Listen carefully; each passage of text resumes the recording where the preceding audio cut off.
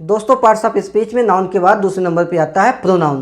Pronoun की हिंदी होती है सर्वनाम। और प्रोनाउन की परिभाषा क्या होती है उसके बारे में जानते हैं। प्रोनाउन की परिभाषा होती है pronoun is the word which is used in place of a noun, यानी संज्ञा के स्थान पे प्रयुक्त होने वाले शब्द को प्रोनाउन यानी सर्वनाम कहते हैं। यानी एक ऐसा शब्द जो संज्ञा को रिप्लेस करे, यानी संज्ञा के नाम को। संज्ञा किसे कहते हैं आपको पता है कि किसी व्यक्ति, स्थान, जानवर या वस्तु के नाम को संज्ञा कहते हैं। यानी इसी नाउन के नेम को रिप्लेस करने वाले शब्द को क्या कहते हैं, प्रोनाउन कहते हैं। मान लो कोई पैराग्राफ दिया गया है, उस पैराग्राफ में किसी नाउन के बारे में डिस्क्राइब करा गया है। उस पैराग्राफ में उस नाउन का नाम बार बार ना आए तो उसके लिए क्या करना पड़ेगा, यानी उस नाउन को रिप्लेस करने के लिए, उस नाउन के नेम को रिप्लेस करने के लिए जिस शब्द का प्रयोग किया जाता है वही प्रोनाउन होता है। दोस्तों मैंने यहाँ पे एक एग्जांपल लिखा है और एग्जांपल के जरिए इसको समझते हैं। जैसे यहाँ पे एग्जांपल है कि there was a king, king was very rich, king lived in a palace. एक राजा था, राजा बहुत अमीर था, राजा राजमहल में रहता था। अब ये बताओ इसमें जो नाउन है किंग, यहाँ पे भी किंग आ गया, ये भी नाउन किंग है, यहाँ पे किंग है, यानी बार बार किंग शब्द जो क्या हो रहा है, रिपीट हो रहा है। अब इस किंग को जो शब्द रिप्लेस करेगा, यानी इसके स्थान पे जो शब्द आएगा, अर्थ तो बिल्कुल राजा के बारे में ही आएगा, लेकिन इस नाउन को जो रिप्लेस करेगा वही शब्द क्या होता है, आपका प्रोनाउन कहलाता है। जैसे हम इस किंग को हटा करके हम ही लिख सकते हैं, ही वॉज वेरी रिच, इसको भी हटा करके हम ही लिख सकते हैं, ठीक है। तो ये जो ही शब्द आया है ये क्या है, आपका प्रोनाउन है। दोस्तों ये सारे प्रोनाउन जैसे I, we, you, she, he, it, they, ये सारे प्रोनाउन हैं। ये किसी भी नाउन को रिप्लेस करते हैं। अब हम इनके बारे में जब हम डिटेल से अध्ययन करेंगे कि ये कौन सा प्रोनाउन है, ये कौन सा प्रोनाउन है, कैसा प्रोनाउन है, इसका कहाँ प्रयोग होता है, तब आपको ज़्यादा समझ में आएगा। दोस्तों प्रोनाउन की परिभाषा आपको समझ में आ गई कि प्रोनाउन कहाँ प्रयोग होता है, कैसे प्रयोग होता है, ठीक है, कॉन्सेप्ट क्लियर है। दोस्तों कौन सा प्रोनाउन कहाँ पे प्रयोग होगा, जब हम प्रोनाउन के जितने प्रकार होते हैं उनके बारे में अध्ययन करेंगे तो एक कॉन्सेप्ट जो प्रोनाउन का ना बिल्कुल क्लियर हो जाएगा। तो जो हमने यहाँ पे ही लगाया है वहाँ पे हम सी क्यों नहीं लगा सकते, यू क्यों नहीं लगा सकते, वी क्यों नहीं लगा सकते हैं, जब हम इसके बारे में पढ़ेंगे, इसके प्रकार के बारे में पढ़ेंगे, कि टाइप्स ऑफ प्रोनाउन के बारे में पढ़ेंगे, तो एक कॉन्सेप्ट भी क्लियर हो जाएगा। तो आपको एक कन्फ्यूजन नहीं होगा कि हमने यहाँ पे ही क्यों लगाया है, हम यू क्यों नहीं लगा सकते हैं, ठीक है। अब इसके बारे में पढ़ते हैं तो कॉन्सेप्ट क्लियर हो जाएगा, तो हमें बताने की जरूरत नहीं पड़ेगी। अगर यहाँ पे हम बताने की कोशिश भी करेंगे तो आपको ज़्यादा समझ में नहीं आएगा, इसलिए पहले हम इसके प्रकार के बारे में पढ़ते हैं तो चीज़ें धीरे धीरे आगे क्लियर होती जाएंगी, तो आपको बताने की ज़रूरत ही नहीं पड़ेगी कि यहाँ पे ही क्यों लगा है। दोस्तों प्रोनाउन की परिभाषा के बाद प्रोनाउन कितने प्रकार के होते हैं उसके बारे में पढ़ते हैं, ताकि प्रोनाउन का कॉन्सेप्ट ज़्यादा क्लियर हो सके। हमने प्रोनाउन कितने प्रकार के होते हैं मैंने यहाँ पे व्हाइट बोर्ड पे लिख दिया है, और देखते हैं कि प्रोनाउन कितने प्रकार के होते हैं। टाइप्स ऑफ प्रोनाउन में सबसे पहले नंबर पे आता है कि पर्सनल प्रोनाउन, जिसकी हिंदी होती है व्यक्तिवाचक सर्वनाम। दूसरे नंबर पे रिफ्लेक्सिव प्रोनाउन, जिसकी हिंदी होती है निजवाचक सर्वनाम। तीसरे नंबर पे है डिमॉन्स्ट्रेटिव प्रोनाउन, जिसकी हिंदी होती है संकेतवाचक। चौथे नंबर पे इंटेरोगेटिव प्रोनाउन, प्रश्नवाचक, नाम से ही पता चला है प्रश्नवाचक सर्वनाम। और पाँचवें नंबर पे है रिलेटिव प्रोनाउन, जिसकी हिंदी होती है संबंधवाचक। और छठे नंबर पे है इंडेफिनेट प्रोनाउन, जिसकी हिंदी होती है अनिश्चयवाचक सर्वनाम। और सातवें नंबर पे है रेसिप्रोकल प्रोनाउन, जिसकी हिंदी होती है परस्पर सूचक। और आठवें नंबर पे है इम्फैटिक प्रोनाउन, जिसकी हिंदी होती है दृढ़वाचक। और नौवें नंबर पे यानी आखिरी नंबर पे होता है डिस्ट्रीब्यूटिव प्रोनाउन, जिसकी हिंदी होती है विभागवाचक सर्वनाम। इन अब आठों नामों के बारे में एक एक करके जो बिल्कुल डिटेल में एग्जाम्पल के साथ स्टडी करेंगे, ताकि प्रोनाउन का जो कॉन्सेप्ट है बिल्कुल क्लियर हो सके। अब दोस्तों आइए पढ़ते हैं एक एक करके बारे में डिटेल से। दोस्तों प्रोनाउन में सबसे पहले नंबर पे आता है पर्सनल प्रोनाउन।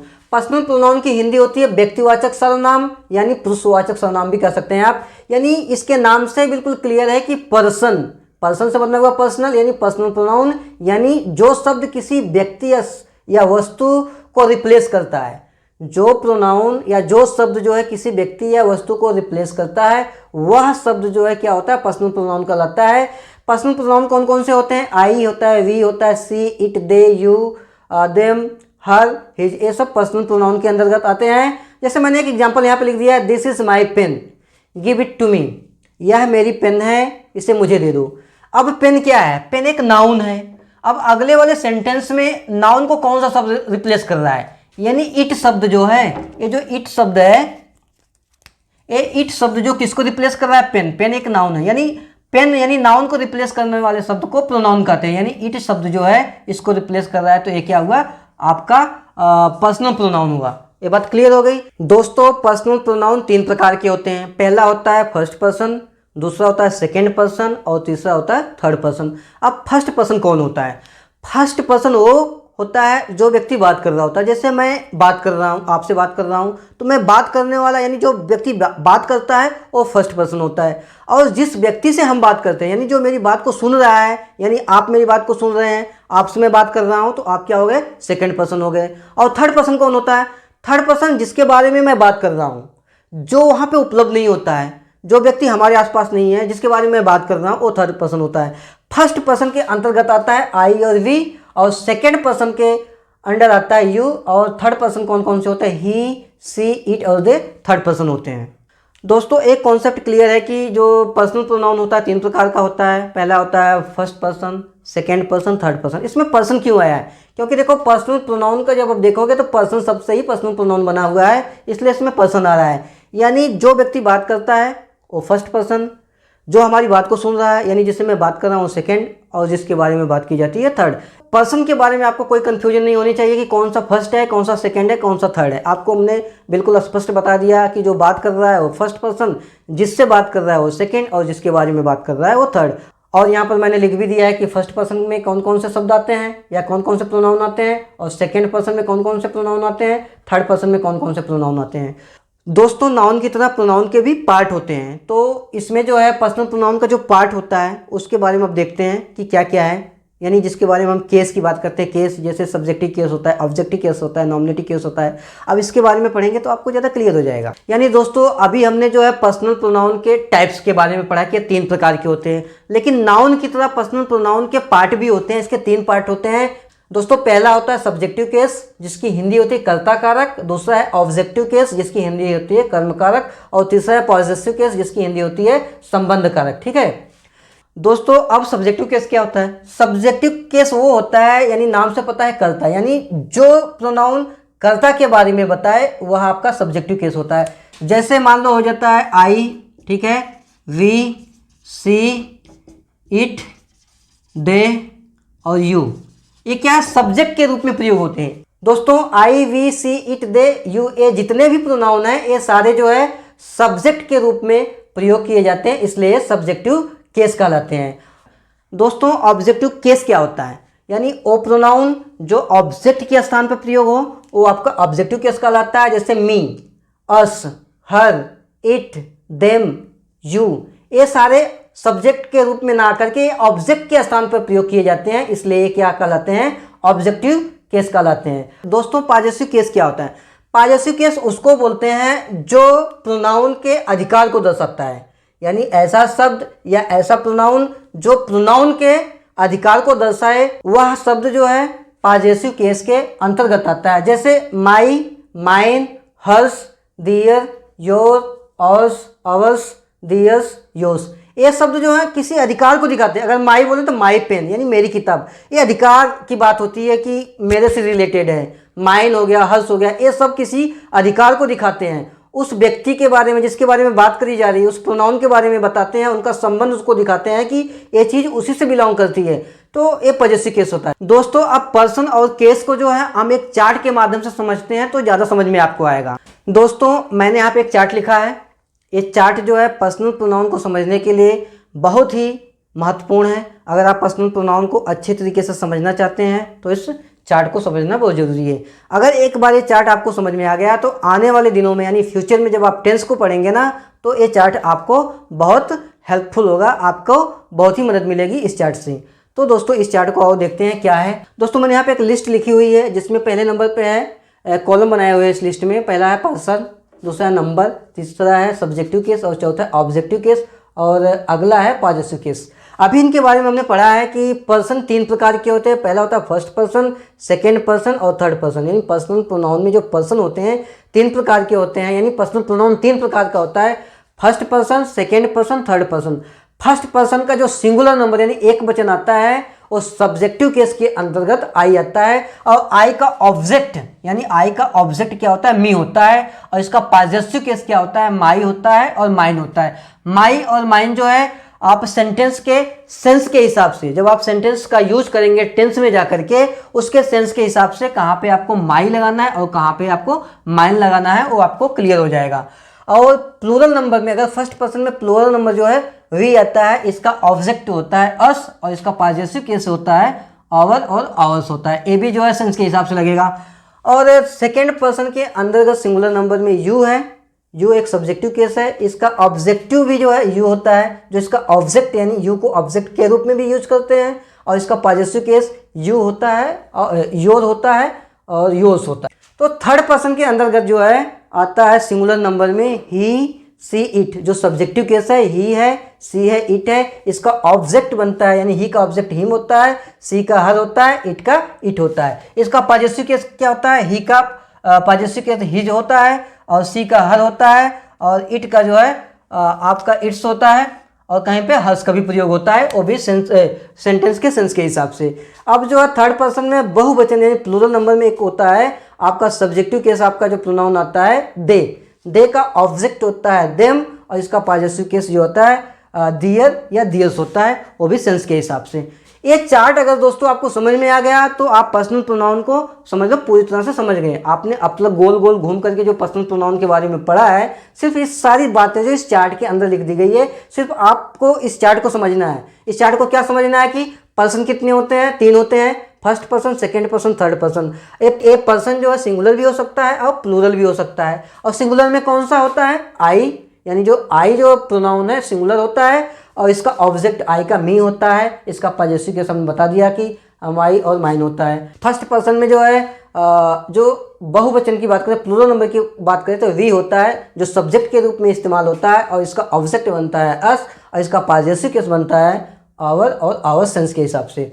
और दूसरे नंबर पर फिर मैं वही बात आपको दोहरा रहा हूँ कि यू है, ये सारी चीज़ें यहाँ पे लिखी हुई है। आप इसको एक बार रिवाइज करोगे तो आपको पता चल जाएगा first second third person singular noun कौन सा होता है, प्लूरल नंबर कौन सा होता है, इसमें सिंगुलर नंबर कौन सा है, प्लूरल कौन सा है, इसका सब्जेक्टिव कौन है, अगर सब्जेक्ट है तो इसका ऑब्जेक्ट क्या बन रहा है, अगर ऑब्जेक्ट है तो इस सब्जेक्ट के पॉजेसिव केस क्या बन रहा है, सारे यहाँ पे चार्ट में लिख दिए गए हैं। जो हमने पीछे अभी पढ़ा है उन सारी चीज़ों को मैंने सारांश के रूप में इस चार्ट में लिख दिया है। इस चार्ट को आप जो ध्यान से देखिए, ध्यान से समझिए, आपको सारा कॉन्सेप्ट क्लियर हो जाएगा पर्सनल प्रोनाउन के बारे में। टाइप्स ऑफ प्रोनाउन में दूसरे नंबर पे आता है रिफ्लेक्सिव प्रोनाउन। तो इसकी हिंदी होती है, रिफ्लेक्सिव प्रोनाउन की होती है हिंदी निजवाचक सर्वनाम, यानी जिस प्रोनाउन से कार्य का प्रभाव कर्ता पर पड़ता है, किसी और पर उसका प्रभाव नहीं पड़ता है। यानी जिस प्रोनाउन से, यानी जिस शब्द से कार्य का प्रभाव सिर्फ कर्ता यानी सब्जेक्ट पर पड़ता है, किसी और पर नहीं पड़ता है, वो आपका रिफ्लेक्सिव प्रोनाउन होता है। जैसे आपका हो गया I will do my work my self, मैं अपना काम स्वयं करूंगा। यानी इसमें जो माई सेल्फ शब्द है, इसमें जो माई सेल्फ शब्द है वो क्या है, आपका रिफ्लेक्सिव प्रोनाउन है। इसका प्रभाव किस पर पड़ रहा है, वो इस वाक्य पे नहीं, अगर इसको हम हटा भी देंगे ना, वाक्य पर कोई प्रभाव नहीं पड़ेगा। I will do my work, मैं अपना काम करूंगा, ठीक है, लेकिन माई सेल्फ लगाने से इसका जो प्रभाव जो है किस पे पड़ रहा है, इस सब्जेक्ट के ऊपर पड़ रहा है कि मैं काम अपना करूंगा लेकिन स्वयं करूंगा, ठीक है। तो माई सेल्फ क्या है, आपका रिफ्लेक्सिव प्रोनाउन है, क्योंकि इस पे प्रभाव डाल रहा है, आई के ऊपर यानी सब्जेक्ट के ऊपर माई सेल्फ प्रभाव डाल रहा है। और रिफ्लेक्सिव प्रोनाउन हमेशा सेल्फ या सेल्फ लगा करके बनाए जाते हैं। जैसे यहाँ सेल्फ और सेल्फ लिखा हुआ है, इसमें सेल्फ लगा दो। जैसे एग्जांपल के तौर पे माई सेल्फ हो गया, इट सेल्फ हो गया, देम सेल्फ हो गया, ठीक है, योर सेल्फ हो गया। ये सारे शब्द जो है जितने भी यहाँ सेल्फ सेल्फ लगा करके बने हुए हैं ना, ये सारे जो है आपके रिफ्लेक्सिव प्रोनाउन के अंतर्गत आते हैं। दोस्तों अब तीसरे नंबर पे आता है डिमॉन्स्ट्रेटिव प्रोनाउन, जिसकी हिंदी होती है संकेतवाचक सर्वनाम। यानी इसकी परिभाषा क्या है, ये प्रोनाउन किसी नाउन की तरफ संकेत करते हैं। यानी ऐसा प्रोनाउन जो किसी नाउन को संकेत करे, वो प्रोनाउन क्या होता है, डिमॉन्स्ट्रेटिव कहलाता है, यानी संकेत देता है। इसके नाम से पता है कि ये संकेत देता है। जैसे that, this, those, this, it, ये 5 प्रकार के डिमॉन्स्ट्रेटिव प्रोनाउन होते हैं। एग्जांपल के तौर पे दिस इज माय पेन, यह मेरी पेन है। तो दिस शब्द जो है किसी नाउन की तरफ संकेत कर रहा है, इसका रिलेशन किसके साथ है, पेन के साथ है। यानी दिस शब्द जो है, इसमें जो दिस क्या है, आपका डिमॉन्स्ट्रेटिव प्रोनाउन है, क्योंकि यह जो है पेन की तरफ संकेत कर रहा है, इसका रिलेशन पेन के साथ है, यानी पेन के स्थान पे एक तरीके से प्रयोग किया गया है, इसलिए जो है ये डिमॉन्स्ट्रेटिव प्रोनाउन है। डिमॉन्स्ट्रेटिव प्रोनाउन सिर्फ 5 होते हैं, जैसे दैट है, दिस है, दोज है, दीज है और इट है, ठीक है। ये कॉन्सेप्ट क्लियर? दोस्तों टाइप्स ऑफ प्रोनाउन में चौथे नंबर पे आता है इंटेरोगेटिव प्रोनाउन, यानी जो प्रोनाउन प्रश्न पूछने के काम आता है या प्रश्न पूछने का काम करे उसको हम इंटेरोगेटिव प्रोनाउन कहते हैं। इस प्रोनाउन के तुरंत बाद वर्ब आती है, जैसे हु आर यू, तुम कौन हो, यानी इसमें हु शब्द जो है, इसमें जो हु शब्द है आपका क्या है, इंटेरोगेटिव प्रोनाउन है। ठीक है, व्हाट इज योर नेम, इसमें व्हाट शब्द आपका क्या है, इंटेरोगेटिव प्रोनाउन है। इसके तुरंत बाद जैसे इज और आर, इसके तुरंत बाद जो है नाउन आ रही है, ए सब्जेक्ट के रूप में काम कर रहे हैं, इसलिए ए प्रोनाउन आपका जो है इंटेरोगेटिव प्रोनाउन होते हैं। इसलिए हु हो गया, व्हाट हो गया, विच हो गया, ये सारे शब्द जो है, हाउ हो गया, ये सारे शब्द जो आपका इंटेरोगेटिव प्रोनाउन के अंतर्गत आते हैं। दोस्तों 5वें नंबर पे है आपका रिलेटिव प्रोनाउन।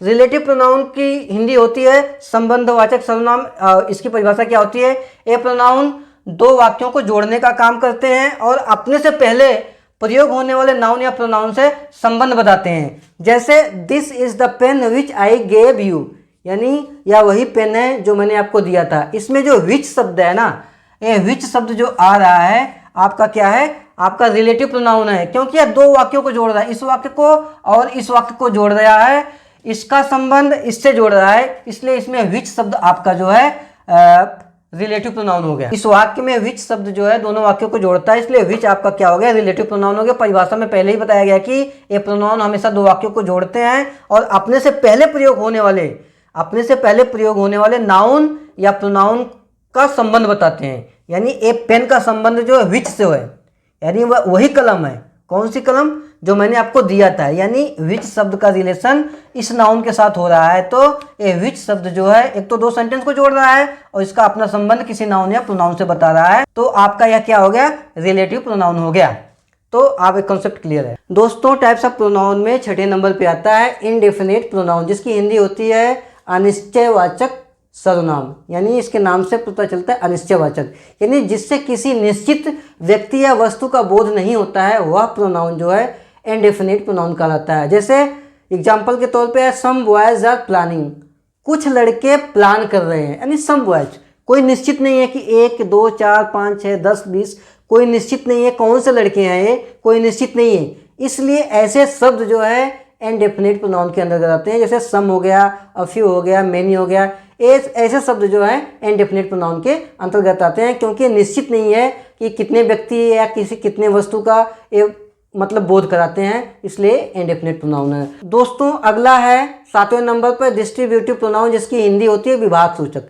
इसकी परिभाषा क्या है, जिसका प्रयोग कुछ व्यक्तियों में या कुछ वस्तुओं में प्रत्येक के लिए किया जाता है, वह प्रोनाउन डिस्ट्रीब्यूटिव प्रोनाउन कहता है। जैसे एग्जाम्पल है each of the boys got the prize, यानी ईच ऑफ द बॉयज, यानी प्रत्येक लड़कों ने, जो भी लड़के हैं, कुछ भी लड़के हों चाहे 10 5 जो भी लड़के हैं, सारे लड़कों को पुरस्कार मिला। इसलिए दोस्तों इस वाक्य में जो ईच शब्द है वो क्या है, डिस्ट्रीब्यूटिव प्रोनाउन है। दोस्तों अगला एग्जांपल है नन कैन डू इट, कोई नहीं कर सकता है, यानी इस वाक्य में नन शब्द आपका क्या है, डिस्ट्रीब्यूटिव प्रोनाउन है। दोस्तों 8वें नंबर पे आपका आता है रेसिप्रोकल प्रोनाउन, जिसकी हिंदी होती है परस्पर वाचक सर्वनाम, यानी जो सर्वनाम परस्पर संबंध प्रकट करते हैं, ऐसे शब्द जो है आपके रेसिप्रोकल प्रोनाउन कहलाते हैं। एग्जाम्पल के तौर पे है Ram and Shyam love each other, यानी राम और श्याम एक दूसरे से प्रेम करते हैं। इसमें जो ईच अदर शब्द है ना, एक दूसरे से पारस्परिक संबंध जो दिखा रहा है, यही आपका है रेसिप्रोकल प्रोनाउन कहलाता है। इसमें जो है वन एनदर आया है कि वी हेल्प वन एनदर, हम एक दूसरे की मदद करते हैं, तो इसमें वन एनदर आपका जो है रेसिप्रोकल प्रोनाउन होता है। दोस्तों अब तक पूरे वीडियोज में हमने लगभग प्रोनाउन के पूरे चैप्टर को हमने जो है कवर कर लिया है। अब प्रोनाउन के बारे में ज़्यादा पढ़ने की जरूरत नहीं है। प्रोनाउन के बारे में हमने डिटेल से अध्ययन कर लिया है। इसमें पर्सनल प्रोनाउन ज़्यादा इंपॉर्टेंट है। दोस्तों टाइम की बाउंडेशन के कारण हम इस वीडियो को और लंबा नहीं खींच सकते हैं, इसलिए जो है हम इस वीडियो को यहीं पे विराम देते हैं। हमने इस वीडियो में पूरा प्रोनाउन के बारे में अच्छे से डिटेल से जो अध्ययन कर लिया। अब प्रोनाउन के बारे में कोई दिक्कत नहीं होनी चाहिए। इस वीडियो को आप जब पूरा देखोगे तो प्रोनाउन के बारे में आपको डिटेल से जानकारी मिल जाएगी। दोस्तों इसी के साथ जो है हम इस वीडियो को समाप्त करते हैं। अगर आप इस वीडियो पे नए हैं तो कृपया मेरे चैनल को सब्सक्राइब करें, फॉलो करें और ज़्यादा से ज़्यादा जो है मेरे वीडियोज़ को एक दूसरे से शेयर करें।